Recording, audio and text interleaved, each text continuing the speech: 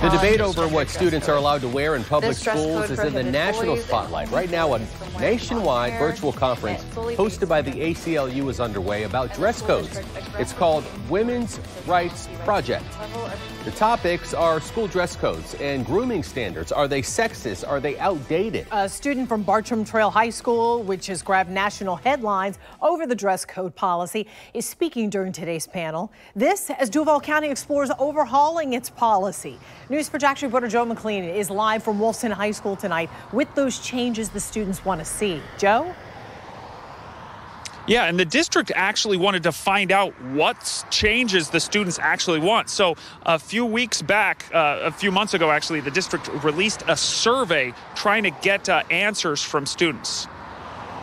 Duval County students have said the district's dress code unfairly targets female students. In August, students at Douglas Anderson School of the Arts staged a demonstration over it.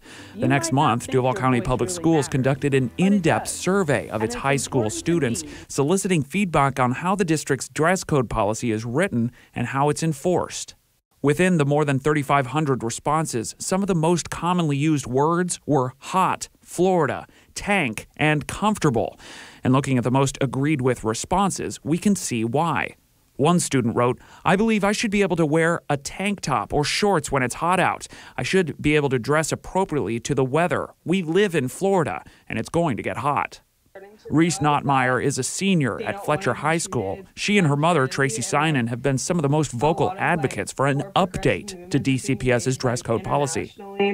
And I think people are starting to be more aware of how they should be treated and what their rights are. And especially women are starting to realize that they should be treated equally and they should not be sexualized.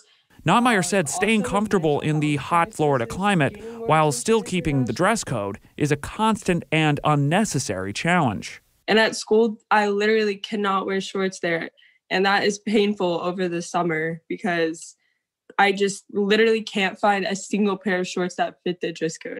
Some of the other highly used words in the survey, distracting, sexualized, knee, and shoulders, point to the other issue that's troubling many families. Every sociologist, psychiatrist will tell you that female body image is affected by adults that they respect telling them that their clothes are too tight or form-fitting or not appropriate. The clothes that they have chosen and have been approved by their parents, something wrong with what they're wearing, that their bodies are wrong. Over the past year, we've reported a lot of conversations about this happening in many different districts. As you mentioned at the top of the hour, this past year when Bartram Trail High School controversially edited dozens of female photos, yearbook photos, that actually prompted a federal civil rights investigation that is still going on. Reporting live, I'm Joe McLean, Channel 4, the local station. Joe, the survey results, have they really spurred any changes yet?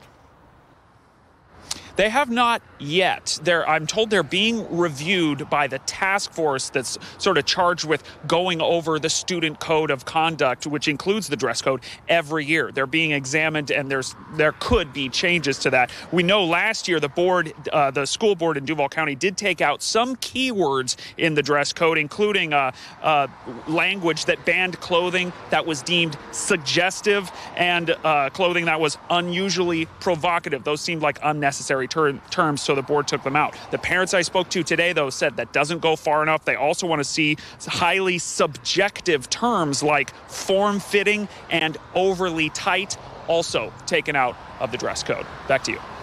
All right, Joe McLean reporting live tonight. Joe, thank you.